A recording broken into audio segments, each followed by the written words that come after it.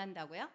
하나님이 원하시고, 그 하나님이 원하시는 것을 하나님의 아들이신 예수님이 모범을 보여주셨고, 또 우리가 이 세상을 살아가기에는 너무나 세상이 죄악이 만연하고 유혹이 많고 시험이 많은 그러한 세상에서 우리가 어쨌든 죽기 전까지는 살아야 하잖아요. 그래서 이 사는 이 세상에서 우리가 영적으로 뭐 하려면, 승리하려면, 우리 늘 그런 말 잘하잖아요. 한 주간도 승리하세요, 승리하세요. 그 승리는 무슨 승리냐면 이 세상과 영적으로 싸워서 승리하라는 그런 승리인데, 영적 승리를 위해서 큐티가 필요하고, 그런 영적 승리를 잘 하려면 길을 잘 찾아가야 되잖아요. 내비게이션처럼 우리가 삶의 길을 잘 찾아가려면 우리 삶에 영적 표지판인 이 안내자가 있어야 돼요. 근데 이제 예수님은 부활하셨잖아요. 물론 영적으로는 성령님께서 우리와 함께 해주시지만, 우리가 늘 육적으로 자꾸 빠지려고 하면은 우리의 삶이 영적인 삶보다는 육적인 삶에 치우치게 되니까, 이 삶의 안내를, 그렇다고 육은 완전 무시하는 게 아니고 영과 육이 균형 잡힌 삶을 살려면 이 우리의 삶의 안내와 지시를 잘 누군가가 내비게이션처럼 인도해 줘야 돼요. 그러려면 하나님의 말씀을 우리가 늘 묵상해야 된다는 겁니다. 그렇게 할 때 마치 가랑비에 이슬비에 옷 젖듯이 우리의 영혼이, 우리의 영적인 이 체질이 하루하루 다르게 우리도 모르게 날마다 그 이슬비, 성령의 은혜를 통해서 우리가 영적 성장과 영적으로 성숙을 해서 어디까지 자라라고 했습니까? 예수님이 그리스도의 장성한 분량에 이르기까지, 그렇게 이르기까지 우리가 성장을 하기 위해서 이 큐티가 필요하다고 했습니다. 자, 그러면 이제 우리 큐티하는 방법과 순서가 있는데요. 자, 큐티는 제일 처음에 뭐로 시작하라고 했죠? 기도로 시작해라. 근데 이때의 기도는 어떤 기도만 하면 된다고요? 말씀을 잘 깨닫고 하나님의 음성을 잘 들을 수 있게 해달라고 기도하러 시작하시고, 두 번째, 말씀을 몇 번 이상 읽어라?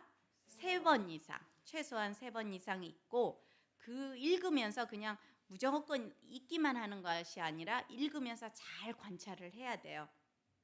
관찰을 하다 보면 우리가 늘 보고 들었던 말씀이었지만, 또 오늘 내가 말씀을 읽을 때, 관찰할 때 성령께서 예전에는 미처 몰랐던 사실, 예전에는 미처 깨닫지 못했던 일들을 깨닫게 해주십니다. 그렇기 때문에 말씀을 3번 이상 깊이 우리가 읽으면서, 읽을 때 그냥 읽는 게 아니라 이제 읽은 말씀을 가지고 묵상을 해야 돼요.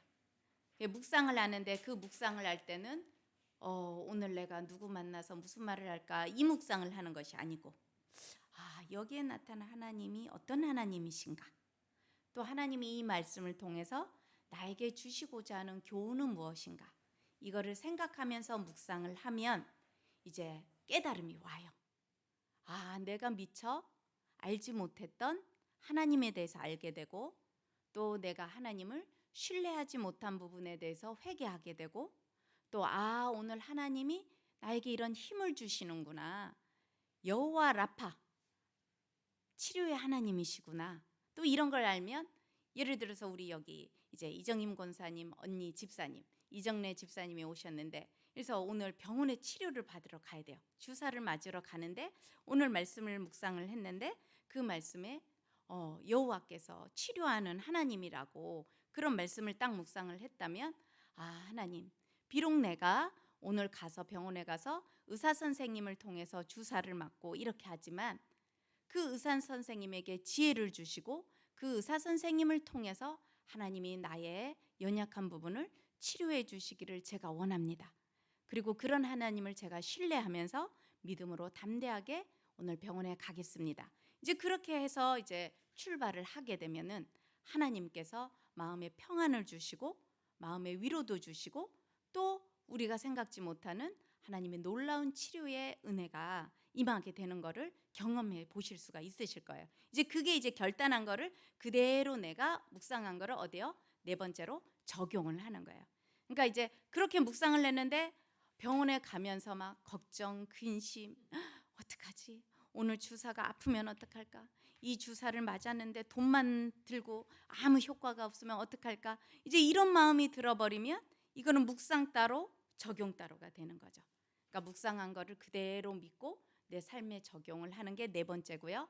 적용할 거를 사실은 네 번째, 다섯 번째, 3, 4, 5는 따로따로 제가 저기 순서는 1, 2, 3, 4, 5라고 썼지만 묵상하면서 적용할 거리가 생기면 그걸 기록하시면 돼요. 노트에 기록을 하시든 뭐 핸드폰에다 기록을 하시든 기록을 하고 그 기록한 걸 가지고 어떻게 해요? 우리가 기도를 합니다. 기도하고 삶에 적용을 해서 한 주가 지난 다음에 또 다른 사람과 이렇게 목장에서 나눠보면 이제 거기서 실패한 것도 나누게 되고 성공한 것도 나누게 되고 이제 그러면서 우리가 다시 또 회개하고 힘을 얻고 그렇게 믿음이 점차 이제 성장하게 될 줄로 믿습니다. 자, 그래서 이제 저희가 관찰을 할 때 세 번을 읽어야 되는데 관찰할 때 특히 읽으면서 마음에 와닿는 단어나 문장이 있으면 뭘 하라고 그랬죠? 형광펜으로 색칠을 하거나 밑줄을 그어서 그 말씀을 가지고 곰곰이 또 묵상을 해보시는 거예요. 그렇게 하시면 좋고요. 그 다음에 다음 슬라이드 넘겨주세요. 이 묵상을 할 때 관찰을 한 다음에 묵상을 하는데 묵상을 할 때 어떻게 하라고 했습니까? 이 묵상은 천천히 충분하게 되새김질을 해야 돼요. 마치 소가 한 번 먹은 거를 다시 되새김질을 하듯이 우리가 묵상은 막 후다닥 해치우는 것이 아니고 천천히 해야 됩니다. 그러니까 묵상은 혼자 있을 때 하는 게 제일 좋아요. 누구랑 막 같이 있으면 묵상이 안 됩니다. 그리고 묵상을 할 때는 항상 누구에게 초점을 맞춰라. 하나님께 초점을 맞춰요. 내 감정에 초점을 맞추는 게 아니고 하나님께 초점을 맞춰서 하나님이 나에게 뭐라고 하시는지, 하나님, 지금 하나님과 내가 말씀으로 제가 만나기를 원합니다. 이제 그런 마음으로 묵상을 하고요. 그래서 이제 묵상은 진정한 묵상은 묵상에서 끝나는 게 아니라 삶까지 연장이 돼야 된대요. 그럼 하나님이 어떤 분이신지 찾는 방법은 뭐 특별히 뭐 찾는 방법이 따로 있는 건 아니에요. 성경에 보면 나는 스스로 있는 자라 이렇게 하나님이 표현하시기도 하고요. 그죠? 나는 치료의 하나님이다. 나는 승리의 하나님이다. 뭐 이런 것들이 이제 나와 있는 문장들이 있어요. 그런 문장에서는 그 문장 그대로 우리가 이해를 하면 묵상을 하시면 되고요.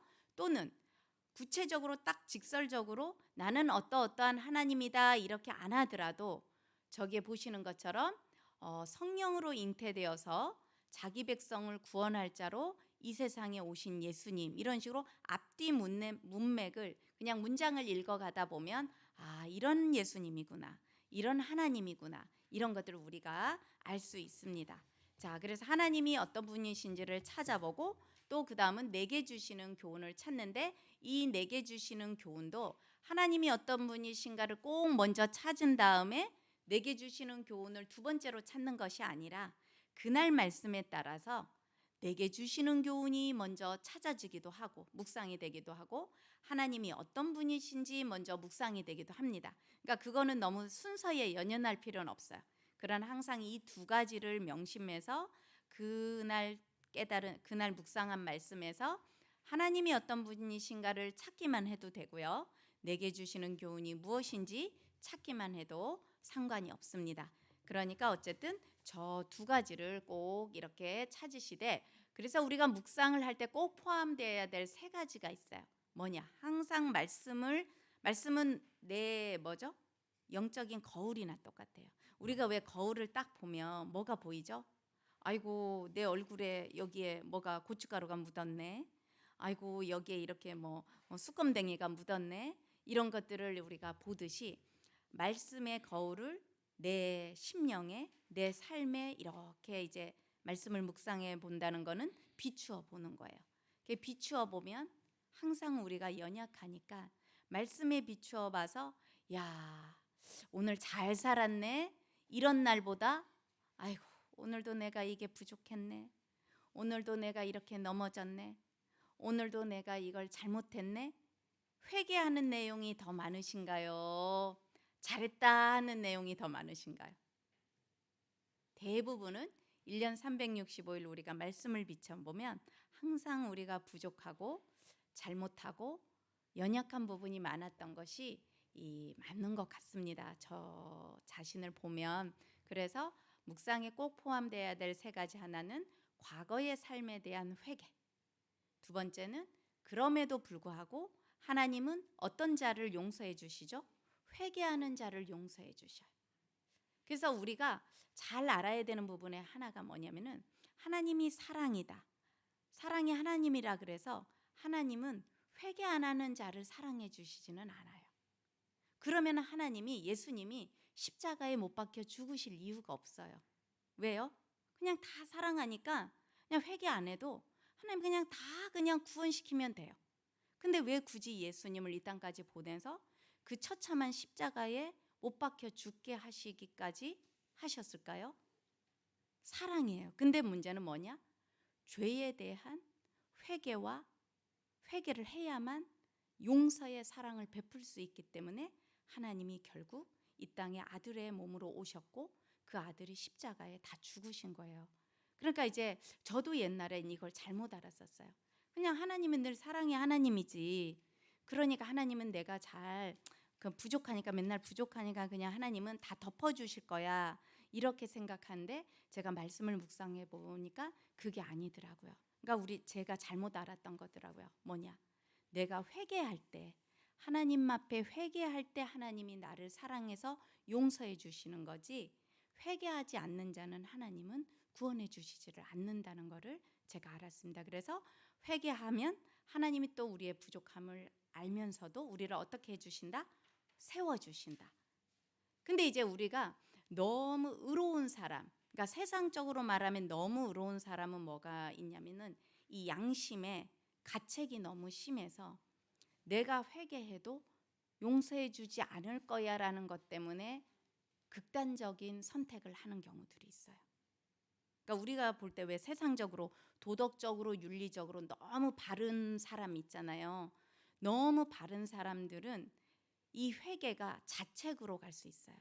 그러다 보면 하나님의 세워주심의 위로를 못 받으면 이제 결국 어려운 일을 당하는 경우들을 보면서 우리가 안타까워하게 되는데, 이제 우리도 그렇게 잘못하지만 누가 있기 때문에 하나님 앞에 회개하면 우리를 용서해 주시는 하나님을 우리는 믿기 때문에 하나님의 세워주심을 믿습니다.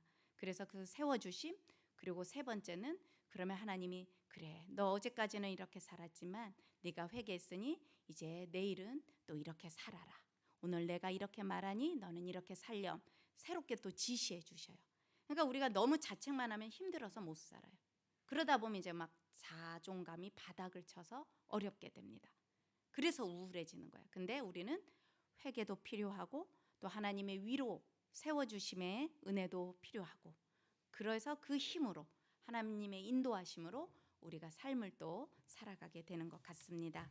자, 그래서 이제 이렇게 묵상한 걸 가지고 이제 우리가 적용을 해야 되는데, 적용하는 거는 첫째가 동행하는 거예요. 하나님의 말씀을 생각하면서 하나님과 동행하는 거고, 두 번째는 삶의 현장에 적용하는 거고, 세 번째는 그 삶의 현장에서 살았던 삶을 같이 말씀 공동체에서 목장에서 나누는 건데요. 자, 적용하는 예를 우리가 지난번에 이제 할 때 세 가지, 적용의 세 가지 핵심 원리 3P라고 그랬죠. 적용은 누구? 지극히 나 개인적이어야 되고, 구체적이어야 되고, 아주 오래 후에 이루어질 일이 아니라 지금 이룰 실제적인 일이어야 된다고 했습니다. 자, 그래서 이제 그 적용을 어떻게 하는지, 이제 지난주까지는 우리가 하나님이 어떤 분이신가에 대해서 이제 적용하는 예를 우리가 했었는데요. 이제 묵상할 때 두 가지가 있죠. 하나님이 어떤 분이신지를 찾는 법, 내게 주시는 교훈이 무엇인지를 찾는 법. 그래서 이제 내게 주시는 교훈을 가지고 이제 어떻게 적용하는지를 오늘 이제 한번 나눠볼 텐데요. 자, 하나님의 말씀을 묵상하면서 내게 주시는 교훈을 적용하는 것은 첫째, 하나님께서 왜 오늘 나에게 이 말씀을 하시지? 그걸 생각해 보면 적용거리가 생겨요. 예. 자, 그러면 우리 금방 찾은 아까 읽었던 마태복음 20 8장 16절에서 20절 말씀에 11제자가 갈릴리에 가서 예수께서 지시하신 산에 이르러 예수를 배웠고 경배하니 아직도 의심 많은 사람들이 있더라. 예수께서 나와 말씀하여 이르시되 하늘과 땅의 모든 권세를 내게 주셨으니 그러므로 너희는 가서 모든 민족을 제자로 삼아 아버지와 아들과 성령의 이름으로 세례를 베풀고 내가 너희에게 분부한 모든 것을 가르쳐 지키게 하라. 볼지어다 내가 세상 끝날까지 너희와 항상 함께 있으리라 하시니라. 예, 오늘 이 말씀 가지고 우리가 가서 제자 삼으라라는 아까 찬양도 했어요.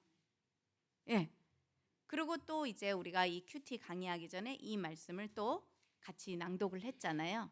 자, 그럼 이 말씀에서 오늘 이 말씀을 여러분 각자에게 오늘 이 말씀을 통해서 하나님이 왜 오늘 나에게 이 말씀을 하시지? 왜 오늘 이 말씀을 읽게 했을까? 오늘 이 말씀을 왜 찬양하게 했을까? 그리고 이 말씀을 통해서 하나님이 나에게 무엇을, 언제, 어떻게 하기를 원하시지? 그걸 한번 생각해 보세요. 그러면 여러분 각자에게 적용할 거리가 다 다르실 수 있어요. 이제 예를 들면 저 같은 경우는 이제 저는 이미 이제 지난 주에 이제 적용한 거리를 한번 말씀을 드리면 이제 제가 지난 주에 이제 저희 학교 선생님이 한 분 오셨었잖아요. 예, 오셨었는데 이제 제가 학교에서 직장에서 일을 하면서 사실은 직장에서 이제 학생들만 가르치는 것 가지고 제가 선교를 한다고는 하기가 어렵죠. 그러니까 이제 어찌 됐든 누구든지 학생이든 뭐 직장 동료든 누구든 제 주변에 있는 사람들에게 복음을 전하고 기회가 되면 기회를 찾아서라도 예수님을 전하는 삶을 살아야만 제가 직장에서도 주님의 말씀처럼 제자를 삼아 아버지와 아들과 성령의 이름으로 세례를 베풀고 그리고 모든 것을 가르쳐 지키게 하는 삶을 살 수 있는데 예전에는 이제 제가 학생들에게 이렇게 수업하다가도 그 중간중간 이렇게 쉬는 시간 하고 나서 이럴 때 복음을 전할 수가 있었어요. 이제 어떤 내용이 왔을 때 은유적으로 따서 이제 제가 복음을 교수님도 살면서 이렇게 어려울 때가 있었다.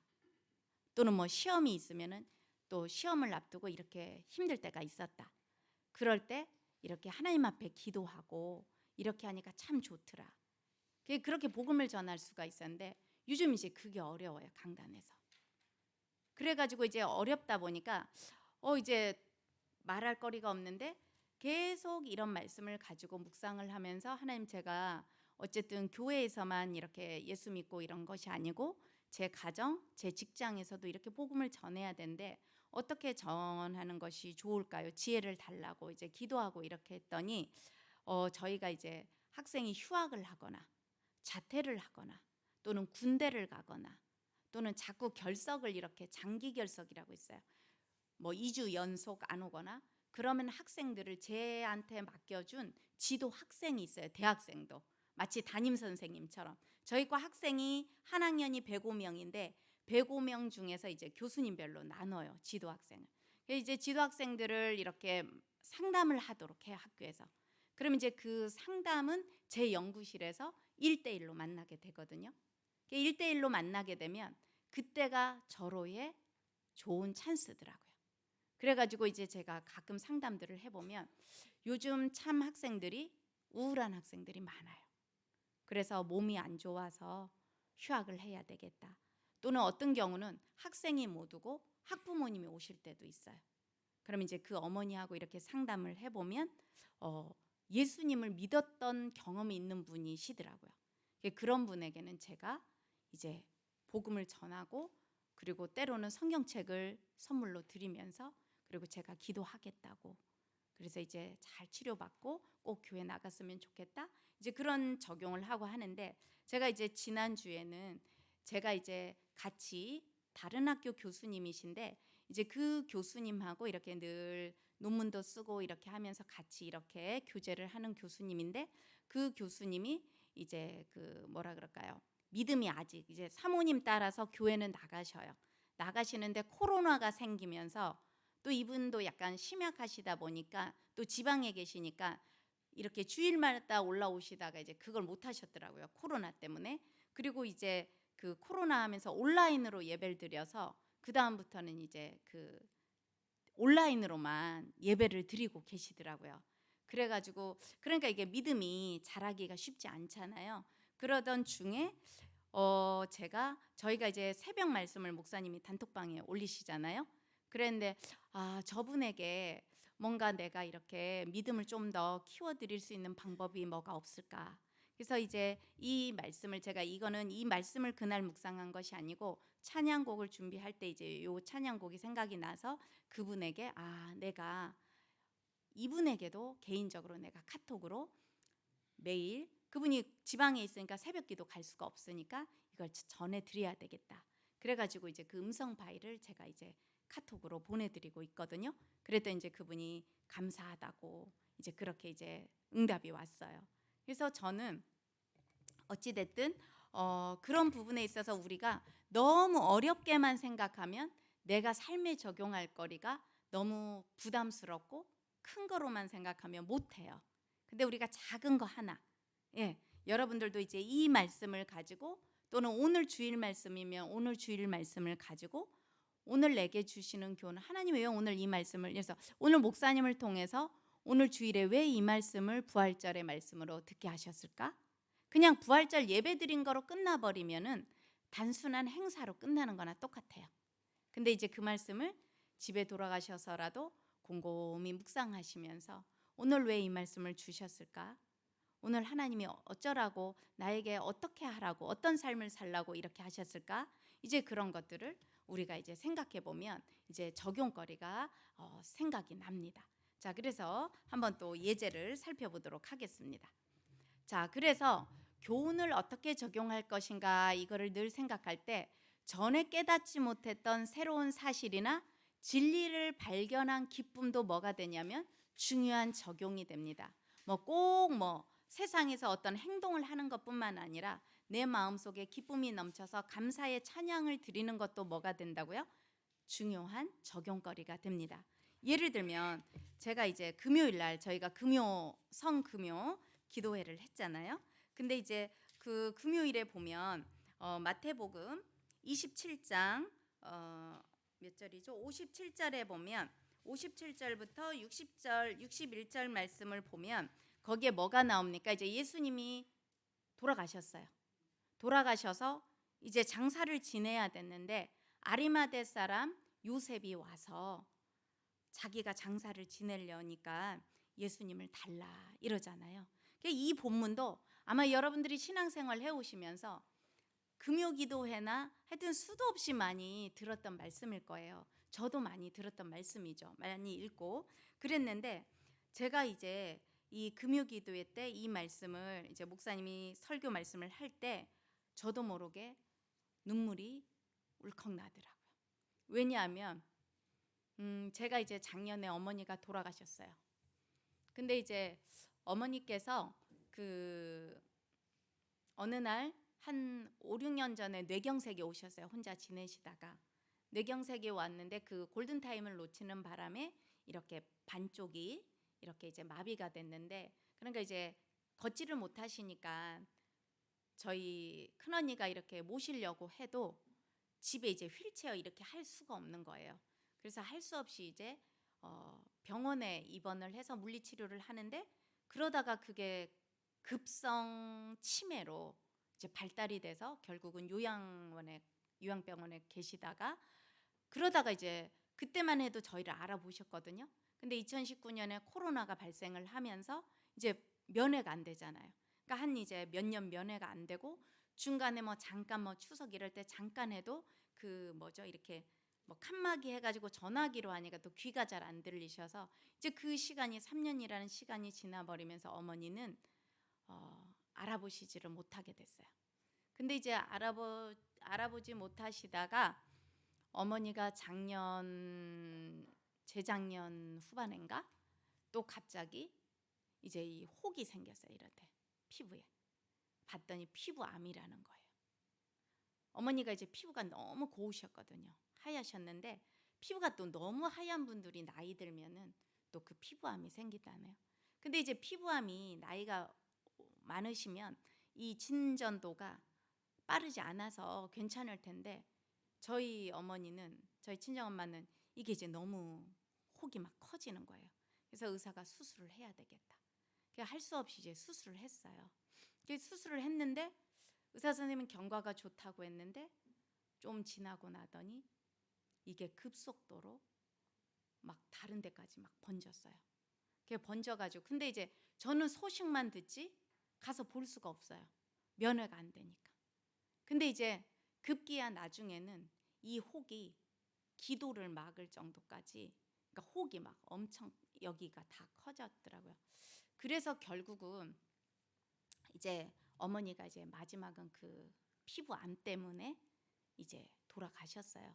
돌아가셨는데 제가 이제 그 감사한 거는 지금도 그 동영상이 있는데 이제 계속 의사 선생님이 마지막 임종 그 순간이 되니까 가족들을 빨리 연락을 해서 면회하도록 해라.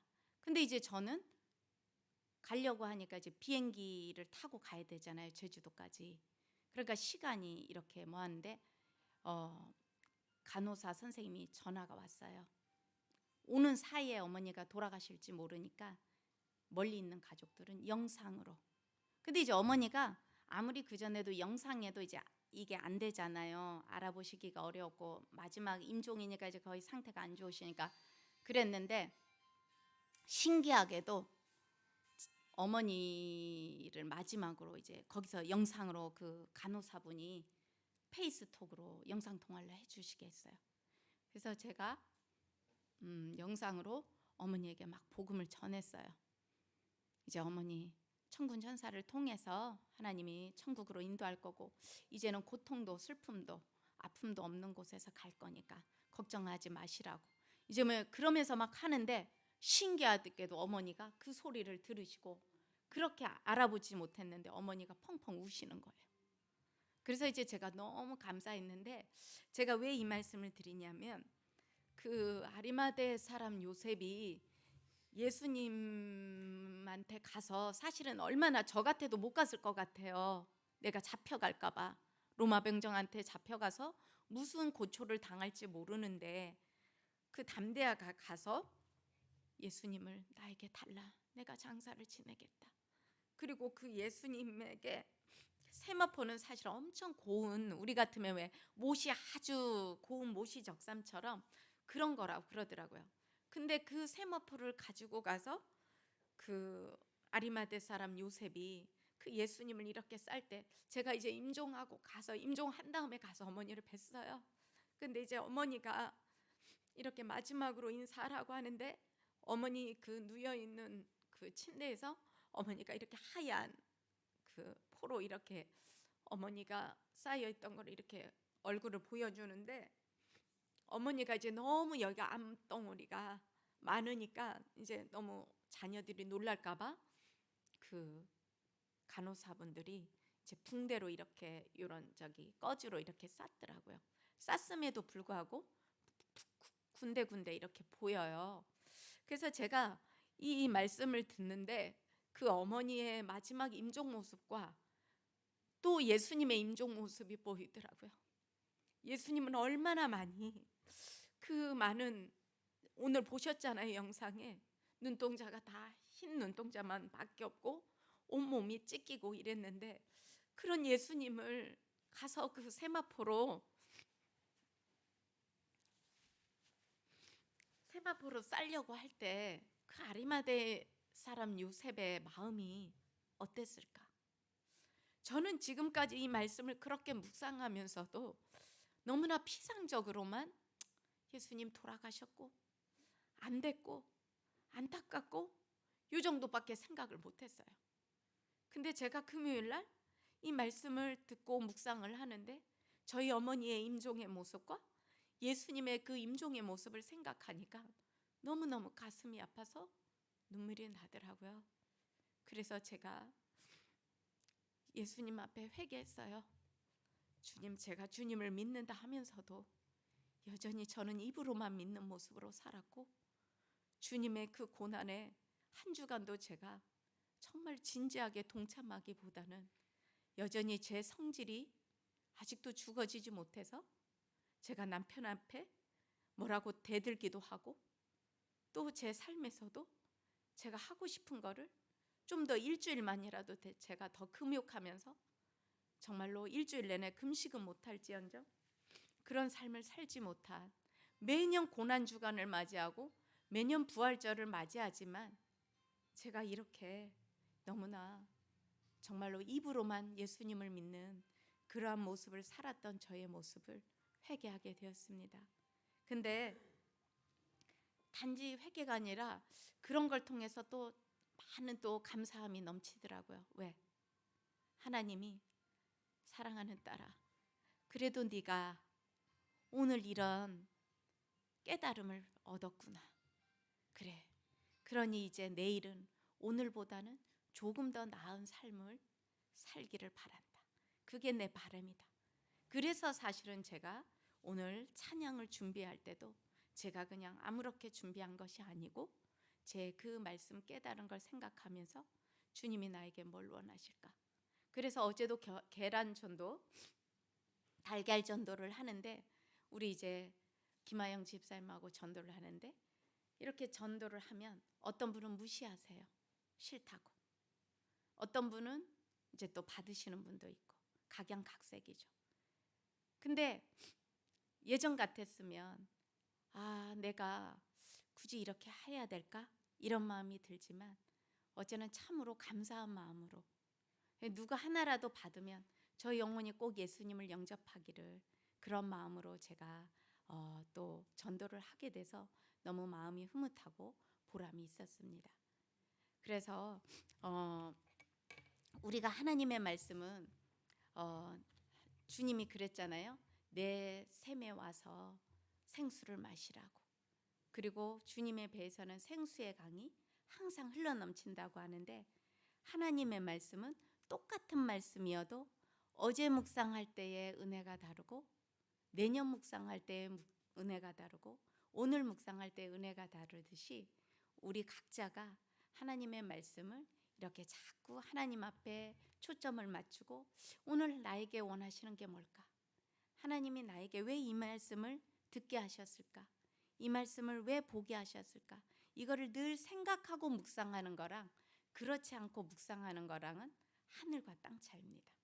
그래서 여러분들께서도 이 내게 주시는 교훈을 어떻게 적용할 것인가는 늘 그런 생각을 가지시면서 묵상을 하시면 훨씬 좋습니다. 그러면 적용할 거리가 꼭 생겨나게 될 줄로 믿습니다. 자, 그래서 적용을 할 때는 아까도 3P 얘기했잖아요. 개인적이고 구체적이고 실제적인 적용을 하듯이 구체적으로 적용할 거를 찾으셔야 돼요. 그러니까 여러분들이 지난주 우리 이은영 집사님이 9가지를 막 적용거리를 찾으셨는데, 그렇게 많이 안 하시고 하나만 찾으셔도 됩니다. 하나 찾으셔서 하나만 잘해도 우리는 우리의 영적인 이 성장이 이루어지고 또 하나님이 기뻐하십니다. 그래서 구체적으로 적용을 하는데, 처음은 뭘 해야 되냐면 지금까지 하나님이 해오신 일들을 내 삶에 찾아보세요. 하나님이 나에게 어떻게 사랑해 주셨지? 하나님이 나를 어떻게 보호해 주셨지? 어떻게 인도해 주셨지? 이런 거를 생각해 보면 막 감사가 절로 나오지 않을까요? 또는 회개가 절로 나올 수도 있잖아요. 그럼 그 회개할 거리 하나만 찾아서 회개하시면 뭐가 된다고요? 그게 적용이 되시는 거예요. 감사할 거리 하나만 찾으셔서 적용하셔도 그게 적용이 됩니다. 그리고 두 번째는 뭐냐면, 하나님은 나만 사랑하는 것이 아니라 요한복음 3장 16절에 하나님이 세상을 이처럼 사랑한다 그랬어요. 하나님은 나만 사랑하는 게 아니고 누구를 사랑한다고요? 모두를 사랑하세요. 모두가 구원받기를 원하시는 거죠. 그러므로 우리도 어떻게 해요? 하나님이 사랑하시는 대상을 찾아야 돼요. 가장 가까이 누구요? 내 가족 중에서 예수 믿지 않는 가족, 믿지 않는 남편, 믿지 않는 아내, 믿지 않는 자녀, 믿지 않는 형제, 그들을 찾아보세요. 그러면 그에게 오늘 내가 깨달은 은혜만큼 뭘 적용할지를 아실 수가 있어요. 예를 들면 오늘 부활절 은혜를 받으셨다면 이 부활의 기쁨을 나만 누리면 되겠냐. 믿지 않는 형제나 가족이 있으면 오늘 그에게 듣든지 안 듣든지 그러면 내가 목사님 말씀을 요즘은 유튜브 안 되는 핸드폰 없는 사람이 없으니까 유튜브 이렇게 해서 검색해봐. 우리 목사님 말씀 들어봐. 이 말씀 하나 알려주는 것도 뭐냐면 복음을 전하는 거예요. 그에게 사랑을 표현하는 거예요. 또는 오늘 예수님이 부활하셨어. 나는 영원한 생명을 얻는데 너는 죽어서 영원한 생명을 못 얻으면 어떡하니? 그러니까 꼭 예수 믿기를 바란다. 또는 내가 너를 위해서 기도하고 있어. 이런 메시지 하나, 카톡으로 메시지 하나 보내주는 거. 또는 하다못해서 뭐예요? 야, 나 오늘 교회에서 계란 선물 받았는데 너가 멀리 있으니까 내가 계란은 못 주니까 커피 한 잔이라도 사 먹으라고. 내가 예수님 사랑으로 나한테 커피 쿠폰 쏜다. 이러고 이제 카톡으로 커피 쿠폰을 쏘시든지, 전화 한 통화를 하시든지, 그런 것들을 하면 그게 사랑하는 대상을 찾아서 그에게 적용하는 것이 되는 겁니다. 그 다음 또 세 번째는 뭐냐면 하나님을 신뢰해야 할 부분들을 구체적으로 찾아보셔야 돼요. 아까도 얘기했죠. 과거의 나를 이렇게 도우신 하나님을 생각하면 지금 내가 고난 가운데 있고 내가 힘든 일이 있어도 어떻게 할 수 있습니까? 하나님을 신뢰하면서 갈 수가 있어요. 그러면 내가 하나님이 도와주실 것을 믿고 더 기도해야 되겠다. 우리 이제 이정임 권사님하고 제가 이제 운전을 이제 운행을 하잖아요. 차량 운행을 하는데 오늘 이제 그런 말씀을 나눴어요. 권사님이 오늘 이제 부활절 특별 새벽 기도에 이제 여러분이 나오시니까 너무너무 마음이 기쁘다고, 그러면서 앞으로 우리 이제 금요 기도회나 새벽 기도회도 이렇게 인원이 이 정도만 나와도 너무 기쁠 것 같다. 이제 막 그러면서 이제 얘기를 했어요. 그래서 제가 그렇죠, 권사님. 하나님이 해주실 것을 우리가 믿고 기도합시다. 그랬더니 권사님이 아멘 이렇게 하셨어요. 그런 것이 뭐냐면 오늘 이 부활절 새벽 기도회를 통해서 하나님이 우리에게 주신 깨달음이에요. 그거를 우리가 어때요? 우리가 바라는 것들을 어떻게 하죠? 믿음은 바라는 것들의 실상이라 그랬어요. 그러니까 내가 바라는 만큼 믿고 기도하면 하나님이 이루어 주실 줄로 믿고 우리는 또 더 기도의 힘을 내고 나아가는 거죠. 그러니까 이제 저나 이정임 권사님은 우리가 그냥 말로써 끝나는 것이 아니라 하나님 이제는 더 구체적으로 하나님 우리 교회가 새벽 기도도 오늘 부활절 새벽 기도만큼 인원이 나오게 해주세요. 금요 기도에도 그렇게 나오게 해주세요. 이제 그거를 날마다 그렇게 될 때까지 우리가 기도 제목을 삼고 계속 그거를 잊지 않고 기도를 해야 되는 거죠. 그게 이제 적용거리가 되는 거고요. 또 아까 이제 우리 김은숙 권사님이 기도하실 때 충성된 일꾼들 우리 교회에 더 많이 보내달라고, 그렇게 되기를 간절히 원한다고 기도하셨잖아요. 그러면 우리가 기도한 만큼 이제 또 권사님만 기도하는 것이 아니라 대표로 기도했는데 우리가 다 들었잖아요. 그럼 이제 들은 우리도 같이 어때요? 동참하면서 그래, 권사님이 저렇게 했으니까 우리도 같이 기도해야지. 저렇게 충성된 일꾼들 보내달라고. 근데 하나님은 충성된 일꾼들을 보내달라고 이전에 먼저 뭐를 원하실까요? 내 자신이 우리부터 그래 너희부터 충성된 일꾼으로 잘하고 있어라. 그러면 내가 보내준다. 이제 그렇게 하나님이 보내주실 것을 믿고 그래 나부터 작은 거부터 지금부터 내가 충성을 해봐야 되겠다. 각자의 일들을 가지고 그렇게 적용을 하시면 그것도 이제 우리가 하나님을 신뢰하면서 구체적으로 적용할 거리를 찾아서 나아가는 것이 됩니다. 자, 그렇게 해서 이제 우리가 이 적용의 원리를 도입을 해야 되는데요. 삶에 도입을 해야 되는데 제가 금방 말한 것처럼 적용의 대상은 김은숙 권사님부터가 아니고 누구부터? 저부터. 저부터 출발을 하고 그 다음에 과거에 나 과거에는 진짜 열심히 교회 다녔어요. 과거에 내가 진짜 새벽기도 열심히 했어요. 좋습니다. 그렇죠? 근데 과거에서 끝나버리면 안 돼요. 그 과거가 어디에 와야 됩니까? 현재에 이루어져야 되고 또 현재로서 끝나는 게 아니라 미래까지. 그래서 우리의 구원은 그 구원파가 잘못된 게 뭐죠? 지금 내가 내가 작년 3월 5일에 예수 믿는다고 했다고 해서 구원이 보장되는 게 아니에요. 구원은 천국 갈 때까지 이루어가는 겁니다. 그러니까 우리가 끊임없이 구원을 이루는 노력을 해야 되듯이 말씀의 적용도 과거에만 적용하는 게 아니라 현재 오늘 내가 적용할 것이 무엇인지를 찾아야 되고요. 그걸 구체적으로 내가 뭘 어떻게 해야 될 것인지 구체적인 거를 찾으셔야 되고, 또 그게 실천 가능한 걸 찾아야 돼요. 예를 들어서 내가 돈이 많으면 우리 동생, 저 힘든 동생, 내가 그냥 택시비 주면서 내가 교회 나오라고 할 텐데 내가 그러지를 못하고 있네요. 이렇게 해버리면은 돈이 지금 안 많아. 그럼 실천 가능이 안 되잖아요. 그러니까 그런 거보다는 내가 기도해주고 내가 해서 전화를 해주고 이렇게 해줘야 되겠다. 이제 그런 실천 가능한 작은 거부터 우리가 적용을 해야, 적용이 하나씩 열매 맺는 걸 여러분들이 느끼셔야 적용할 또 새로운 도전도 생기고 힘도 생기고 용기도 생깁니다. 자, 그래서 적용의 원리에 보면은 저기에 보면 이제 요셉이 그 마리아가 성령으로 잉태한 것을 알았어요. 근데 이제 거기에서 그냥 단순하게 주의 명령에 순종하는 요셉 이렇게만 생각하면 어떻게 생각이 될까요? 막연해요. 그러면 나도 순종해야지. 이러면 이제 뭘 순종할지가 구체적인 게 없어요. 막연해요. 그러면 예를 들어서 어떻게 해야 되냐? 그리스도를 잉태한 마리아를 데려오라는 명령에 순종하고 순결을 유지하는 요셉, 이렇게 만약 그 적용거리를 찾으면 어때요? 나도 어떤 말에 내가 순종해야 될 게 뭘까? 예를 들어서 주일 성수하라는 말씀에 내가 그래, 무슨 일이 있어도 올해는 꼭 주일 성수를 해봐야 되겠다.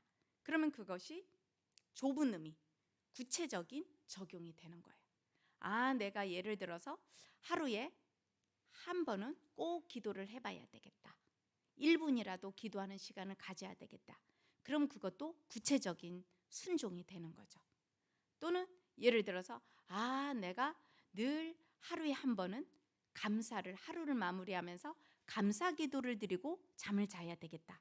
그러면 그것도 뭐죠? 감사하라는 주의 말씀에 대한 순종이 되는 거죠. 그러니까 순종을 그냥 순종해야지, 오늘의 적용거리 순종 이러면 이제 막연해서 안 돼요. 구체적으로 뭘 순종하실 것인지 그렇게 찾으시면 됩니다. 자, 그다음 보겠습니다. 자, 그래서 이제 여기에 보면 마리아가 잉태한 사실을 알고 마리아의 흠을 들추지 않고 조용히 이제 요셉이 처리를 하죠. 가만히. 그래서 이런 것들을 보면서 또 우리가 내게 주시는 교훈을 이제 깨달아 볼 수 있어요. 내가 어떠한 누군가의 그 약점, 누군가의 약점을 알고 있어요. 누군가의 수치를 알고 있어요. 사실은 저거는 수치는 아니지만 우리의 삶에 적용했을 때 누군가의 어떠한 은밀한 어려운 힘든 내용을 알고 있어요. 그러면 내가 가만히 드러내지 않고 가만히 처리해야 될 거는 없을까? 내 생각과 다르지만 하나님 뜻에 반응해야 할 거는 무엇일까? 나는 평소 때 누가 이런 말하면 다른 사람한테 말을 잘 옮기는 사람인가? 여기서 들은 말을 저기다 옮겨, 저기서 들은 말을 여기다 옮기고, 내가 누구에게 들은 말을 나는 그냥 혼자 곰곰이 묵상하는 사람인가? 그를 위해서 기도해 주는 사람인가? 이런 것들을 이제 우리가 묵상해 볼 수가 있다는 거죠. 그렇게 묵상을 해보면 우리 각자에게 주시는 하나님의 적용거리와 깨달음이 있게 됩니다. 자, 그다음 넘어가겠습니다. 그래서 예를 들면 이제 적용 예예요. 저런 내용을 보고도 우리가 어떻게 우리의 삶에 적용을 해볼 수가 있으면, 교회 공동체가 결정한 것을 내 뜻과 다르다고, 내 스타일과 다르다고, 내 생각과 다르다고 인정하지 못하고 비판하기만 했다. 지금까지 사람들의 허물에 대해서만 비판하고 비방했는데 이제부터는 내 판단을 앞세우기보다는 하나님의 생각에 초점을 맞추어 교회 공동체의 결정을 받아들이겠다. 비판하고 비방하면서 다른 이의 허물을 들추어내기보다는 허물 이면에 숨은 하나님의 뜻이 무엇인지 하나님께 여쭈어 보아야 되겠다. 이제 이러면 아주 구체적인 적용이 나오죠. 예, 그다음 또 보겠습니다. 그다음에 아까 명령에 하나님이 이제 그 예수님을 성령으로 잉태해서 잉태된 그 동정녀 마리에게 성령으로 잉태됐다고 이 말을 한 거에 대해서 명령에 순종하고 순결을 유지하는 요셉, 이렇게 이제 묵상을 할 수도 있어요. 그래서 하나님의 뜻이 분명할 때 요셉이 거기서 재고 재는 것이 아니고, 하나님의 뜻이라면, 하나님의 말씀이라면 내가 즉각적으로 순종해야 되겠다는 요셉의 모습을 보면서 나는 하나님의 뜻에 얼마나 신속하게 반응하고 있는지 생각해 보았다. 하나님의 뜻이라면 즉각, 즉시 순종해야 함을 깨달았다. 그러면 오늘 내가 즉시 순종 잘 못하는 게 뭘까? 나는 해야지 하면서는 잘 순종 못하는 게 뭘까? 이제 이런 것들을 우리가 찾아볼 수 있어요. 자, 그래서 이제 적용한 예로 어떤 예가 있을 수 있냐면, 주님이 맡기신 주일학교 교사 직분에 잘 순종하지 못하고 있다. 억지로 했기 때문에 기쁨이 없었고 지난 주일에는 학생들에게 짜증을 냈다. 앞으로는 마지못해 교사로 섬기는 것이 아니라 하나님께서 맡기신 직분이라는 사실을 기억하며 기쁨으로 봉사하겠다. 이제 이런 것이, 그럼 이제 그 다음 주일에는 뭔가 이제 다른 삶의 모습이 나오겠죠. 예. 자, 그다음 보여주세요. 예, 여기까지죠.